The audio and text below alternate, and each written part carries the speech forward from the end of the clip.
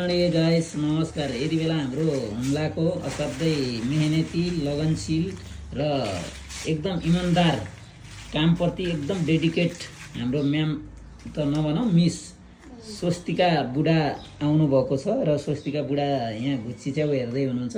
यो चाहिँ पहाडी भेकमा हाम्रो नेपालमा यसको प्रसिद्ध नाम चाहिँ घुच्ची च्याउ हो र मसरुम नामले पनि चिनिन्छ है विश्वभर।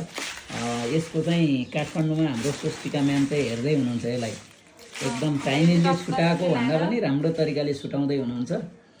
तपाईहरु पनि यसो घुच्ची च्याउ लिने सोच हुनुहुन्छ, किन्ने विचारमा हुनुहुन्छ भने स्वस्तिका म्यामलाई कन्ट्याक्ट गर्नुहोस्। उहाँले घर घरमा डेलिभरी दिनुहुन्छ विथ फ्री डेलिभरी।